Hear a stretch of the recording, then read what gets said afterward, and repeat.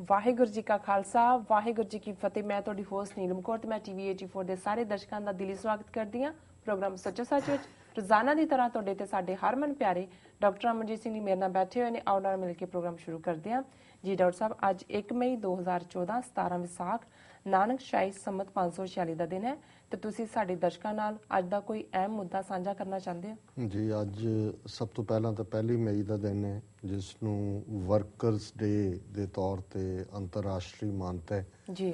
ਬੇਸ਼ੱਕ ਅਲੱਗ-ਅਲੱਗ ਦੇਸ਼ਾਂ ਦੇ ਵਿੱਚ ਇਹ ਅੱਡ-ਅੱਡ ਦਿਨਾਂ 'ਚ ਮਨਾਇਆ ਜਾਂਦਾ ਹੈ। ਜਿਵੇਂ ਅਮਰੀਕਾ ਦੇ ਵਿੱਚ ਸਪਟੈਂਬਰ ਦੇ ਪਹਿਲੇ ਹਫਤੇ ਮੰਡੇ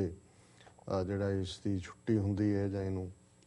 ਸੈਲੀਬ੍ਰੇਟ ਕੀਤਾ ਜਾਂਦਾ ਹੈ ਜੀ। ਤੇ ਬਹੁਤ ਸਾਰੀਆਂ ਕਮਿਊਨਿਸਟ ਕੰਟਰੀਜ਼ ਦੇ ਵਿੱਚ, ਉਹ ਸੋਵੀਅਤ ਯੂਨੀਅਨ ਹੋਏ, ਕਿਊਬਾ ਹੋਏ, ਚਾਈਨਾ ਹੋਏ, ਨਾਰਥ ਕੋਰੀਆ ਹੋਏ, ਇਹ 1 ਮਈ ਨੂੰ ਹੀ ਮਨਾਇਆ ਜਾਂਦਾ ਹੈ। ਭਾਰਤ ਦੇ ਵਿੱਚ ਵੀ ਜਿਹੜੀ ਲੇਬਰ ਡੇ ਦੀ ਛੁੱਟੀ ਹੁੰਦੀ ਹੈ। ਬੇਸ਼ੱਕ ਇਸ ਦਾ ਵੱਖੋ ਵੱਖਰਾ ਇਤਿਹਾਸ ਹੈ। ਇੱਕ ਸਮਾਂ ਸੀ ਵੀ ਇਸ ਨੂੰ ਸਿਰਫ ਕਮਿਊਨਿਸਟਾਂ ਦੇ ਨਾਲ ਜੋੜ ਕੇ ਦੇਖਿਆ ਜਾਂਦਾ ਸੀ। ਅਮਰੀਕਾ ਦੇ ਵਿੱਚ ਵੀ ਇਸ ਦਿਨ ਦੀ ਅਹਿਮੀਅਤ ਉਦੋਂ ਬਣੀ ਜਦੋਂ ਕਿ ਸ਼ਿਕਾਗੋ ਦੇ ਵਿੱਚ ਮਿਨੀਮਮ ਵਰਕ ਆਵਰਸ ਨੂੰ ਲੈ ਕੇ ਔਰ ਵਰਕ ਵੇਜਸ ਨੂੰ ਲੈ ਕੇ ਇੱਕ ਜਿਹੜਾ ਪ੍ਰੋਟੈਸਟ ਸੀ ਉਸ ਦੇ ਉੱਤੇ ਪੁਲਿਸ ਨੇ ਗੋਲੀ ਚਲਾਈ, 4-5 ਵਰਕਰ ਮਾਰੇ ਗਏ ਜੀ। ਔਰ ਅਮਰੀਕਾ ਦੇ ਵਿੱਚ ਵੀ ਇਸ ਦਿਨ ਦੀ ਫਿਰ ਅਹਿਮੀਅਤ ਬਣੀ। ਲੇਕਿਨ ਮੈਂ ਸਮਝਦਾ ਵੀ ਇਹ ਸਾਰੇ ਪਿਛੋਕੜ ਜਾਂ ਹਿਸਟਰੀ ਨੂੰ ਪਾਸੇ ਰੱਖ ਕੇ ਮੈਂ ਸਮਝਦਾ ਵੀ ਜਿਹੜਾ ਕੰਮ ਹੈ, ਬੇਸ਼ੱਕ ਉਹ ਖੇਤਾਂ ਦੇ ਵਿੱਚ ਮਿਹਨਤ ਕਰ ਰਿਹਾ ਕਿਸਾਨ ਹੈ ਜੀ, ਬੇਸ਼ੱਕ ਉਹ ਫੈਕਟਰੀਆਂ ਦੇ ਵਿੱਚ ਦਿਨ ਰਾਤ 24 ਘੰਟੇ ਚੱਲਦੀਆਂ ਫੈਕਟਰੀਜ਼ ਨੇ ਉਹਨਾਂ ਦੇ ਵਿੱਚ ਕੰਮ ਕਰਨ ਵਾਲਾ ਵਰਕਰ ਹੈ ਜੀ, ਬੇਸ਼ੱਕ ਉਹ ਕੋਈ ਹੋਰ ਕਿਰਤ ਕਰਨ ਵਾਲਾ ਇਨਸਾਨ ਹੈ। ਔਰ ਇਸ ਦੇ ਵਿੱਚ ਮੈਂ ਉਹਨਾਂ ਬੀਬੀਆਂ ਨੂੰ ਵੀ ਸ਼ਾਮਲ ਕਰਾਂਗਾ ਜਿਹੜੀਆਂ ਮਾਂ ਦੇ ਤੌਰ ਤੇ ਆਪਣੇ ਬੱਚਿਆਂ ਨੂੰ ਬੱਚੀਆਂ ਨੂੰ ਰੇਜ਼ ਕਰਦੀਆਂ ਨੇ। ਬੇਸ਼ੱਕ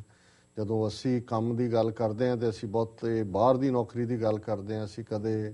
ਉਸ ਰੋਲ ਨੂੰ, ਹੁਣ ਇਹ ਰੋਲ ਬਦਲ ਰਿਹਾ ਹੈ। ਜਿਵੇਂ ਈਵਨ ਭਾਰਤੀ ਸੁਪਰੀਮ ਕੋਰਟ ਨੇ ਵੀ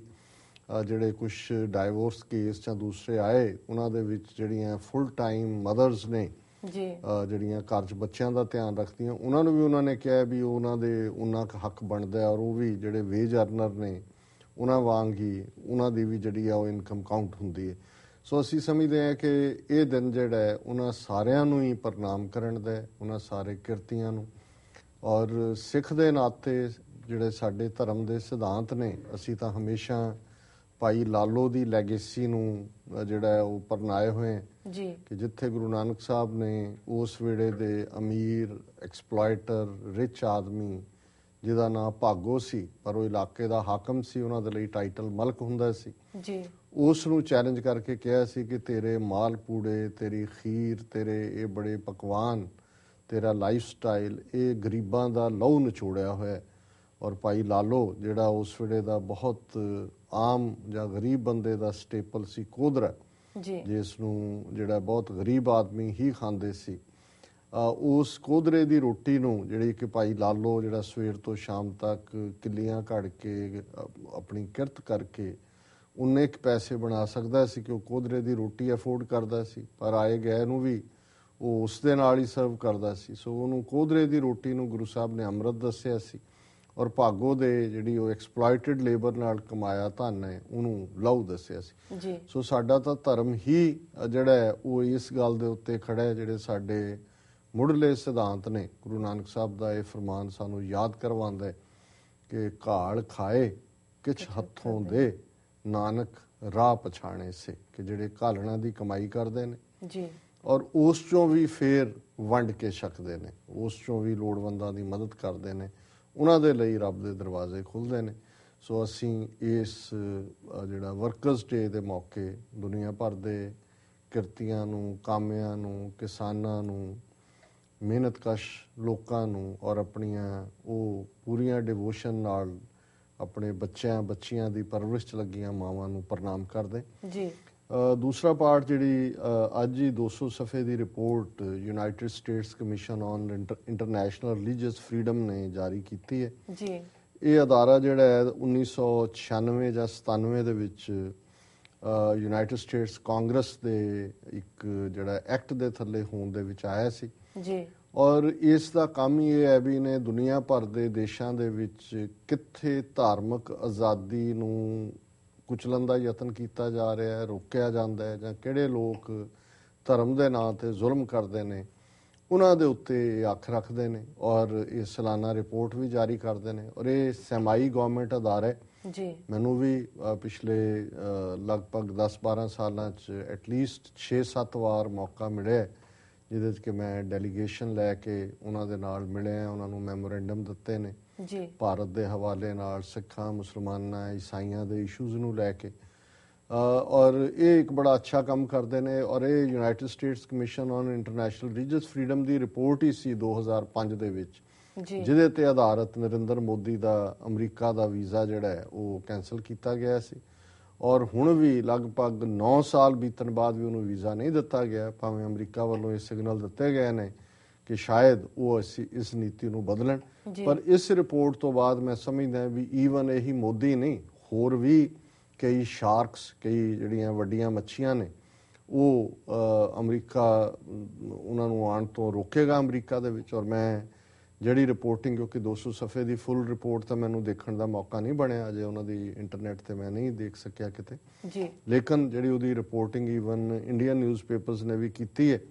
ਉਹਨਾਂ ਦੇ ਵਿੱਚ Times of India the report ਤੇ ਆਧਾਰਿਤ ਹੀ ਮੈਂ ਹੁਣ ਇਹ ਬਰੀਫ ਕਰ ਰਿਹਾ ਜੀ। ਸੋ ਇਹ ਵੀ ਇਹਨਾਂ ਨੇ ਉਹਦੇ ਚੋਂ ਕੁਝ ਹੋਰ ਅਹਿਮ ਅੰਗ ਵੀ ਲਕਾਏ ਹੋਣਗੇ ਜਿਹੜੇ ਕਿ ਉਸ ਡੀਟੇਲ ਰਿਪੋਰਟ 'ਚ ਹੋਣਗੇ ਜੀ। ਪਰ ਇਹਦਾ ਵੀ ਹੈਡਲਾਈਨ ਇਹੀ ਹੈ, India struggles to protect minority communities report. ਇਸ ਰਿਪੋਰਟ 'ਚ ਕਿਹਾ ਗਿਆ ਕਿ ਭਾਰਤ ਜਿਹੜਾ ਹੈ ਉਹ ਘੱਟ ਗਿਣਤੀਆਂ ਦੇ ਹੱਕਾਂ ਨੂੰ ਸੁਰੱਖਿਅਤ ਕਰਨ ਦੇ ਵਿੱਚ ਅਸਫਲ ਰਿਹਾ, ਅਜੇ ਸੰਘਰਸ਼ ਹੀ ਕਰ ਰਿਹਾ ਜੀ। ਔਰ ਇਹ ਰਿਪੋਰਟਿੰਗ ਹੈ ਕਿ ਇਹ US Congressional Panel on Religious Freedom, which was instrumental in the visa ban on Narendra Modi, has said that despite its status as a pluralistic and secular democracy, India has struggled to protect minority community or provide justice to them। ਕਿ ਬੇਸ਼ੱਕ ਉਹਨਾਂ ਨੇ ਕਿਹਾ ਕਿ ਇਹ US Congressional Panel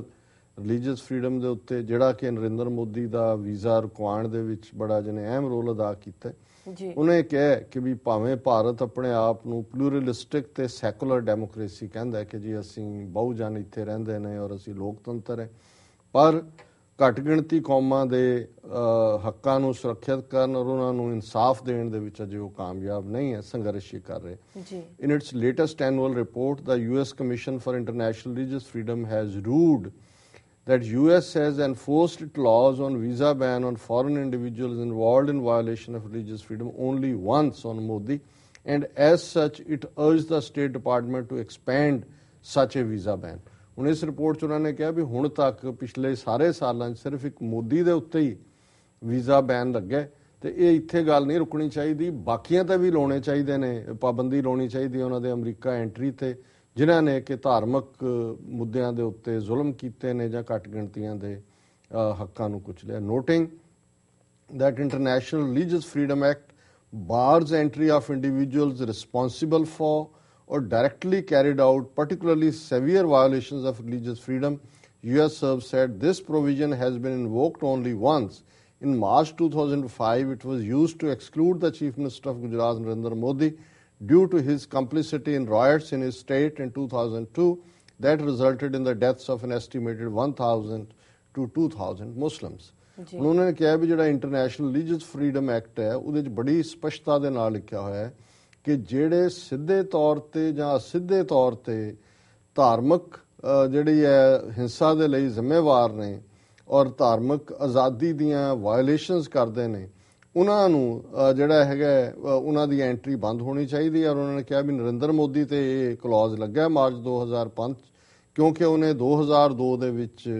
ਜਿਹੜੇ rights ਕਰਵਾਏ ਉਹਦੇ 'ਚ 1000 ਤੋਂ ਲੈ ਕੇ 2000 ਮੁਸਲਿਮ ਜਿਹੜੇ ਨੇ ਮਾਰੇ ਗਏ ਸੀ। US SERB had urged this denial of entry. Quote, US SERB continues to urge the Department of State and Homeland Security to develop a lookout list of aliens who are inadmissible to the US on this basis, and US SERB has provided information about several such individuals to the State Department, the report said. ਹੁਣ ਉਹਦੇ 'ਚੋਂ ਕਹਿੰਦੇ ਨੇ ਕਿ US SERB ਦਾ ਨਾਂ ਹੈ ਛੋਟਾ, United States Commission on International Religious Freedom ਦਾ, ਕਿ ਉਹ ਸਟੇਟ ਡਿਪਾਰਟਮੈਂਟ ਨੂੰ ਤੇ ਹੋਮਲੈਂਡ ਸਿਕਿਉਰਿਟੀ ਨੂੰ ਕਹਿੰਦਾ ਕਿ ਇਹੋ ਜਿਹੇ ਲੋਕ ਜਿਨ੍ਹਾਂ ਨੇ ਧਾਰਮਿਕ ਆਜ਼ਾਦੀਆਂ ਕੁਚਲੀਆਂ ਹੋਈਆਂ ਉਹਨਾਂ ਨੂੰ ਅਮਰੀਕਾ ਆਉਣ ਦੇ ਉੱਤੇ ਉਹਨਾਂ ਤੇ ਰੋਕ ਲੱਗੇ। ਔਰ ਉਹਨਾਂ ਨੇ ਕਿਹਾ ਵੀ ਅਸੀਂ ਆਲਰੇਡੀ ਕਿਹੜੇ ਲੋਕ ਇਸ ਕਿਸਮ ਦੀ ਕੈਟਾਗਰੀ ਚ ਆਉਂਦੇ ਨੇ ਉਹਦੀ ਲਿਸਟ ਬਣਾਈ ਹੋਈ ਹੈ ਔਰ ਅਸੀਂ ਸਟੇਟ ਡਿਪਾਰਟਮੈਂਟ ਨੂੰ ਦੇ ਰਹੇ ਹਾਂ ਜੀ। Running into more than 200 pages, US SURF in its annual report also recommends that the visa ban for individuals involved in particular severe violations of religious freedom be used more expensively। ਕਿ ਇਹ ਜਿਹੜਾ visa ban ਹੈ ਧਾਰਮਿਕ ਆਜ਼ਾਦੀ ਕੁਚਲਣ ਦੇ ਮੁੱਦੇ ਤੇ ਇਹਨੂੰ ਹੋਰ ਜ਼ਿਆਦਾ ਲੋਕਾਂ ਦੇ ਉੱਤੇ ਅਪਲਾਈ ਕੀਤਾ ਜਾਏ। US SURF is only aware of the visa ban being used just once against Modi। US SURF supported and called for this decision ਕਿ ਉਹਨਾਂ ਨੇ ਕਿਹਾ ਵੀ ਜਿਹੜਾ ਮੋਦੀ ਤੇ ਵੀ ਬੈਨ ਲੱਗਾ ਸੀ ਅਸੀਂ ਇਸ ਨੂੰ ਸਪੋਰਟ ਕੀਤਾ ਸੀ, but it's highly likely that other violators of religious freedom applied for a visa to the United States over the past 15 years, it said। ਉਹਨੇ ਕਿਹਾ ਜੀ ਸੰਭਵ ਹੈ ਕਿ ਇਹਨਾਂ 15 ਸਾਲਾਂ 'ਚ ਹੋਰ ਬਹੁਤ ਸਾਰੇ ਲੋਕ ਅਮਰੀਕਾ ਆਏ ਹੋਣਗੇ ਜਿਨ੍ਹਾਂ ਨੇ ਇਸ ਕਿਸਮ ਦੇ ਜ਼ੁਲਮ ਕੀਤੇ ਹੋਏ ਨੇ। ਇਹ recent initiative of the IRF office to ensure that people inadmissible under the US law for religious freedom violations are denied entry is a useful first step। ਉਹਨਾਂ ਨੇ ਕਿਹਾ ਕਿ ਜਿਹੜਾ ਇੰਟਰਨੈਸ਼ਨਲ ਰਿਲੀਜੀਅਸ ਫਰੀडम ਵਾਲਿਆਂ ਨੇ ਹੁਣ ਹੋਰ ਲੋਕਾਂ ਦੀ ਵੀ ਲਿਸਟ ਜਿਹੜੀ ਹੈ ਉਹ ਬਣਾਉਣੀ ਸ਼ੁਰੂ ਕੀਤੀ ਹੈ, ਇਹ ਬੜਾ ਜਿਹੜਾ ਵੈਲਕਮ ਸਟੈਪ ਹੈ। The consular sections of all embassies should be trained on this requirement and directed that the application of this provision is mandatory।